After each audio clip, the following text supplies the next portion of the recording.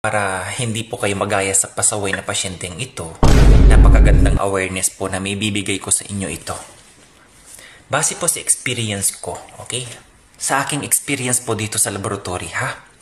Ang pinaka-common na predisposing factor sa pagkasira ng bato ay itong dalawa talaga. Kung ikaw ay diabetic at kung ikaw ay hypertensive. Totoo po yan. Maraming mga pasyente dito na tumataas ang creatinine or kung sa ihi nila sa routine urinalysis, napakataas ng protina. Umaabot ng 4+. Ibig sabihin ng 4+ na protina sa iyong ihi kabayan ay naglalabas na ang iyong bato ng 500 mg per deciliter na. Na ang normal supposedly is below 30 mg. Ang pagkakaroon ng protein o protina sa inyong ihi, hindi po yan ang sakit nyo. Bagkus, kapag nakitaan kayo ng protina sa ihi, yan ay isang indikasyon, senyales na yung bato mo hindi na okay ang kanyang pag-filter. Etong pasyente na ito, nagsimula lang ito kabayan. Nung una, okay pa ang sugar niya, konting taas lang. Okay? Kung ang fasting is 110, sa kanya, 132. Okay, 130. 125. Sa non-fasting naman, ang normal is hanggang 170. Kumbaga, kung 170 ang normal, siya 190, 195, 180. Anong ginawa niya kabayan? Kung si doktor nagbigay sa inyo ng gamot, ito pakinggan nyo ha, lahat po ng may mga maintenance dyan. Wag nyo pong ititigil ang maintenance nyo hanggat hindi yan sinasabi ng doktor.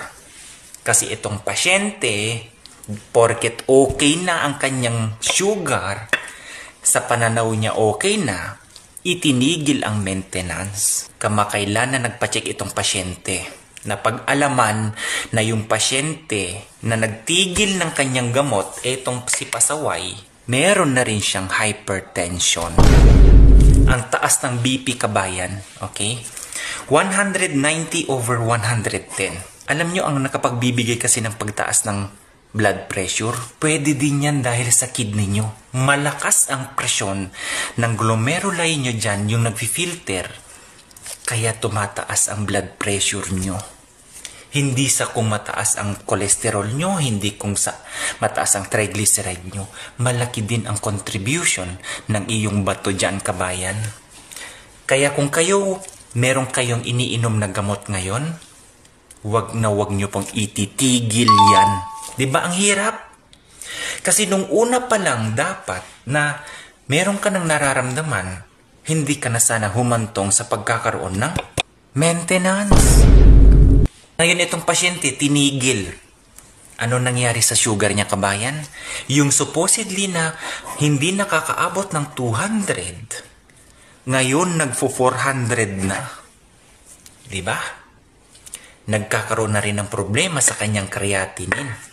Nagbabadya na rin na nagsisilabasan ang mga malalaking molecules na protina sa kanyang ihi. So kabayan, huwag kayong pasaway kung kayo pasyente, may gamot, sundin nyo yan. Ang hirap, hindi po ba? Kasi pag once na binitawan nyo o tinanggal nyo ang inyong maintenance, kabayan, sa totoo lang, mahirap. Nagkaroon kami ng konting discussion sa aming medical ngayon. Sabi ko, Dok, bakit ganun? Sabi niya, Enard, pwede mong ibigay na awareness yan. Na nasa pasyente ang kanilang paggaling at wala sa aming mga doktor. Kahit ano naman ang sabi namin na mga gagawin nila na tama, pero sinasabi lang sa harap namin, oo. Pero hindi naman talaga ginagawa.